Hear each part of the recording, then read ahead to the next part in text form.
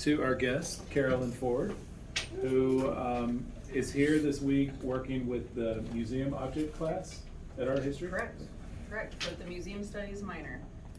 Okay, and they are, you're working with the, let me be sure I've got my facts straight here. Oh. You're working with the class to, or they're helping you install your show at the Correct. William Johnston Gallery? Correct.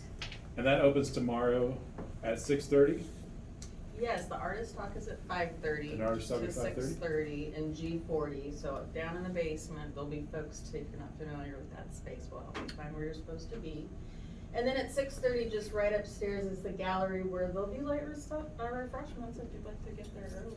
You could also chat our visiting artist, Carolyn Ford, in the exhibition space itself. And we just came hot from the exhibition or installation, and we'll be heading back there shortly after the opportunity to hang out with y'all. So thank you, Marty, for letting us share You're part of your welcome. time. And Thank you. Thank you all for Thank you. welcoming Thank Ford. you. Yeah, so Carrie reached out to us as this was as moving forward and offered if there were ways that we might work Carolyn's visit into ceramics, and this is it. She's come to do a demonstration for us today. Her background is in painting, drawing, and clay, and I think we're about to see all of these things come together on these disc forms that she makes. And I'll turn it over to you, Carolyn. So, big hand to Dr. Fee for organizing this with her class, as well as your Professor Marty Fielding, because he was one of the first professors to reach out to actually have me come in and do a demo. So a lot of times professors get really busy with their own professional development, they forget to connect, so it means a lot that other people want to give you guys a broad experience, especially when you have the chance to hobnob or talk to other artists. The technique of sgraffito, I don't know if you guys have seen sgraffito anymore, know the origins of sgraffito, based off the Italian word sgraffiti, and you also think about derivative graffiti, to scratch through. So yeah, it's not too terribly difficult, but as far as, you know, some things that I wanted to, some knowledge to impart on you guys, or if you guys want to ask, are about ways that I create my imagery, how I come up with some ideas. Because to scratch through is not too terribly difficult, but as far as creating compositions and a cohesive body of work, but also some things about my journey through ceramics, if you guys wanted to ask me any questions about that stuff. So, as far as the process of working with the Tondo form, Tondo means round. I usually was just calling them discs. They're basically really fat tiles. So a lot of the fat tiles were warping. So it's the process on how are you working with clay? Are you manhandling it too much? Because I always say that you know, clay is like the fussy wife. You have to give her the background to convince her that some things are going to be okay. Coax her. That says that I'm the wife that likes my background. But anyway, so no one else. Background's always the winner chicken dinner. So whenever I'm making my tiles, I will roll them out into one direction, rotate the direction, roll them out again, and every time I'm doing it, I'm compressing them. I sandwich them in between cut out bits of drywall, because it's got some plaster in it. Probably want to take those edges off if you, but this is good stuff right here. Anything that will dry it. But I compress them and flip them and age them for quite some time. Some of the pieces earlier on, you could tell that I was manhandling them too much because they were warping. And also playing with the different clays are going to react differently. So some of my clay was warping. I was using fatter slabs and having issues with that. I was making my own underglazes and making my own slips and not having consistency with that. So that's one of the things is that through trial and error, I think that ceramicists are strong because we battle through perpetually trying to evolve. So currently I'm, you know, still trying to solve the best way to display my pieces. So we had a little incident today where one of my pieces broke during installation, and I said, whoopsie daisy, you know, suck it up, buttercup, it's okay. We will make it again, and we will make it better. And you have just taught me on you know, a different way to problem solve installations. So that's something to be aware of when you're exhibiting your pieces. You may not have insurance every place you exhibit. Your piece may break. Suck it up, buttercup, do it again. Hopefully people will be kind when they're hauling your stuff. But anyway, these are manufacturers' underglazes, so I don't know if you guys are making your own underglazes or slips. Do y'all know the difference between slip and underglaze? Yep, okay, cool, awesome, yeah, you can get a variety of the Amico. Amico's super tried and true. This is a new product called Silky Underglaze by Laguna. So I was demoing for Laguna, last year, at the ceramics conference in, Sacramento, California. So it's a much cheaper product. It's called Silky because it's super silky when you apply it. But anyway, I am a researcher of ideas. Whenever I go places, I compile lots of, write down tons of ideas. I take a ton of source imagery photographs that I use, but I also love nostalgic images. So I have files and files and files. Graphic design term, morgue, I do graphic design. Computer is singing. But anyway, oops, don't say that. Anyway, I have files of resource imagery that I keep in my basement, all organized according to locations and or topics. So I can pull from them and reuse those ideas. I have I rolled out the slabs. I pre-drawn images because I thought if you guys had to watch me draw, it'd be like, watching paint dry. So as I pre-drew some of these images, this is an image that is not gonna be on display, and this was previously made, but this is, why buy the cow if you get the milk for free? So I don't know if your mom ever told you that phrase? Don't, yeah. Y'all know what it means, yeah. If you don't know what it means, let's talk later. It can be, guys or girls, doesn't matter, either way. Some people say you don't have to buy these things. It allows the clay to dry from the top and the bottom. I've also played with different tile pieces where I jab holes in the back side. When I fire them on sand so that it can shrink inwards and kind of create the little rollers on the bottom. I also had some demo pieces that I think I pre-drew, and then this one was a tile that was way too dry to actually press and incise my drawing onto the surface. So sometimes I'm just drawing on the surface. For the most part, I either create an image ahead of time, work smarter not harder, or I am creating the idea of collages on the top when I create my composition. So I play with the idea of placement. This one right here, because I was getting a little frustrated to pre-draw one of the Peru pieces that's on display. This is so dry I could break it easy peasy.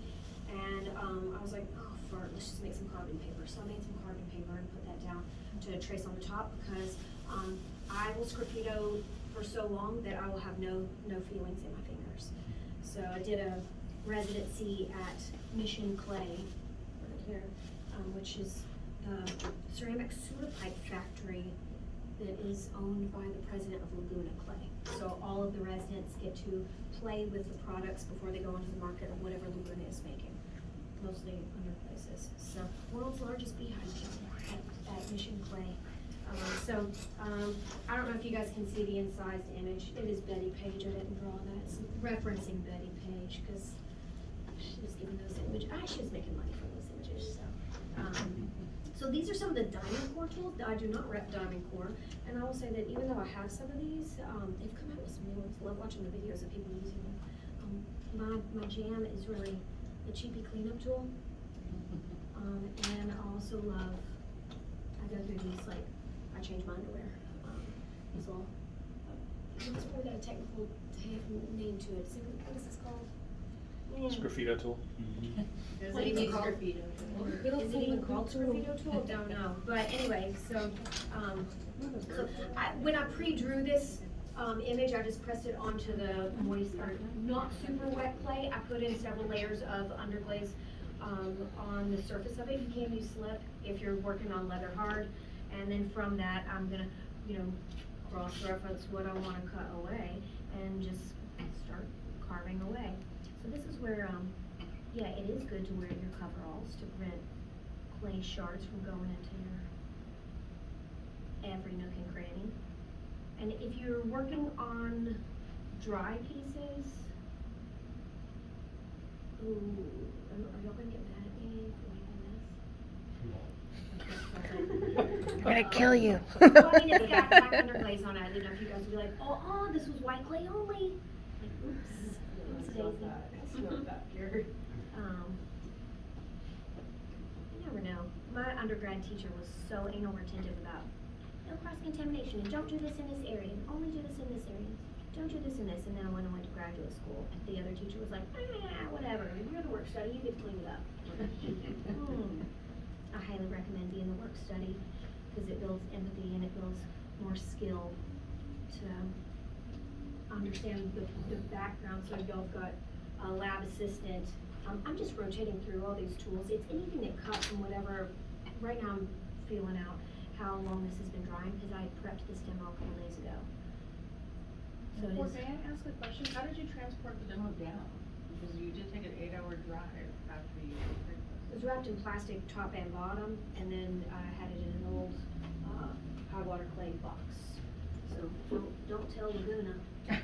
But y'all have high water here as well, so y'all got high water clays. What's the closest? High water is in Clearwater. Clearwater, so high water is, huh? Out of Pine River. So high water is a competitor against Laguna Clay. Really, I love all the clay manufacturers. You're making clay, I love you. You're gonna play with different clays. Do y'all have a specific clay body that y'all are just like, butter? Bella's blend from High Water. Bella's Bella's blend from High Water is my favorite clay. So, I love some red clays by High Water, but I love throwing with Laguna B-Mix. If I'm going to Oh, that's what the- pull a handle from a form, B-Mix does not like to pull the handle from the form, it wants to pop off, but I can pull handles for days. Now, that's always the #1 demo thing requested by high schoolers, is handle pulling. I have still people send me messages like, I remember the day when you came to high school and you demoed handles for us. I'm like, you're welcome, I guess, forever in your memories. Yeah, it is weird. But also think about this, how many of you guys watched the Great Pottery Throwdown? Hell yeah. First Yeah. episode, go figure. I don't think I made it past episode 2, because I was like, I guarantee that when everybody told me to watch this, they're gonna have handle pulling on the first episode. And they did, but you know. There's always, every season has a pulling little Oh, mini really? challenge. Oh, yeah. Cause it's like only hobbyists can participate, Enter, yeah. only hobbyists. Oh, good So to it's, know. so it's like people who are hobbyists being pushed to their absolute limit. Yeah, When you they have make to be- toilets. Oh, the from the UK Hi. and, yeah, they literally make toilets. So, toilet segue, ooh, good point. Not talking about, This is every day, by the way. arts in the industry. So with my residency, I was at a sewer pipe factory. California makes earthquake resistant sewer pipe out of clay. They're perpetually testing clays. And if you think about arts in the industry, where is it that you guys can pivot to potentially make some money, and or will you be the production potter? Will you be the exhibiting artist? Are you gonna go to want to teach? What, I don't like the term, if you teach, you don't do, or what is it, Those who don't do teach? Yes, I don't like that at all, because I think that you should be a mentor, and you should be, you know, you got time to lean, you got time to clean, and you got time to fiddle for it, you got time to make art. I expanded that second part, and I also expanded it to my students. If you're playing with your cell phone, you're wasting your student loan. So, Ooh, that's a good one. Well, please feel free to use that one. But, Kohler is another place where you can do arts in the industry. So a lot of these industry places, you look at your cell phone, they're using ceramic technology. You look at the space shuttle, ceramic technology. Different ceramic pots and pans and knives are really hot right now. If you dig deep for residencies, a lot of the big industry areas have artist in residency programs. Sometimes they're looking for you to innovate their new product, and sometimes they're looking for artists to be using their stuff and just expanding and flourishing. So when you find those people that are the magical unicorns, like Brian Vancell of Mission Clay, he's looking for you to, you know, either reinvent yourself or find yourself or give you opportunities. So there are some of those people here, there, and everywhere else. But, you know, when you go to NCECA, hobnob, talk to some of those people that are there representing, because you never know if you make a good impression on if they give you the chance. So I was very fortunate, because going out to Mission Clay, I was able to get that public art to Napa, California, and then I was able to demo for Laguna Clay for last year's ceramics conference. A lot of people you want to be a teacher later on, and you find out how to get the educational discounts because you've stayed in touch with a lot of those people. So Will I'm you gonna- tell, sorry, about Mission, Yeah. what is the size of those pipes, just so people know? So there's a range, because do you know the artist, hold on, I'm having a brain fart. June Kaneko. You know June Yeah. Kaneko? So he did the DJANGO, pronounce it. I always think of the Quentin Tarantino movie, and I want to say the name wrong. He did this huge thingies, but he also did lots of pipes at Mission Clay. He custom requested pipes that were so large, they had to tip them to get them into the beehive kiln, so it is the world's largest beehive kiln. Don't ask me how big, you'll have to Google that one. And one of the links is down on Mission Clay's website, because it's now a gambling site. But that was an oopsie moment. Somebody bought out the Uh-huh. some Uh-huh. internet and computer stuff. So if it starts out with a waster, and then they put it on a base. So with the waster and the base, they also have a top that'll get cut off eventually, because when they fire it, they have to protect tops and bottoms. So if I'm 5 foot tall, I would say that the opening of the door to the beehive kiln is 12 foot, 15 feet. And so the weight-wise, the pipes that I was working on were 2 tons. So it depends on the how thick, how thin, because they have a variety of dyes. So when they're extruding the sewer pipes, you don't really get the option. You kind of get whatever the dye is available at the time.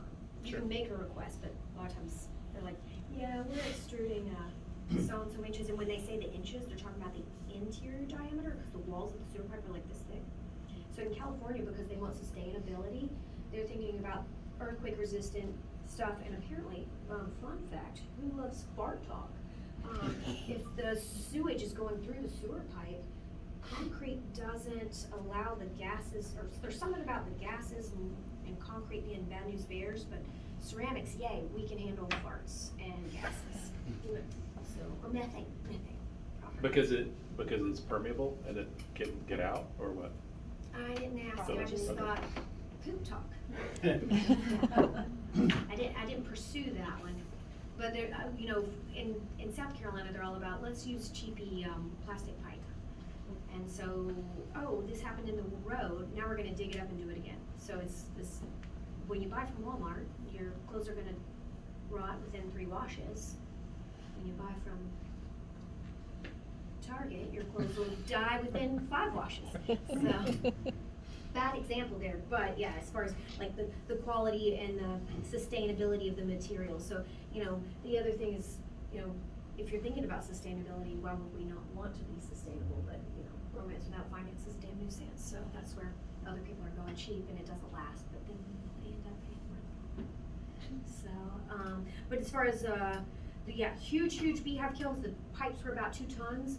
So in Arizona, you can only do the residency in the winter months. So winter and spring months, because the heat is so intense and the studio is not air conditioned, it doesn't have heating, you're in an open area to where if a coyote decides to come in at night, then you better get up on that ladder. So someone escaped from crackhead land, the ladder's not gonna make a difference, but no crackheads attacked me. We just got to see that in the QT bathroom.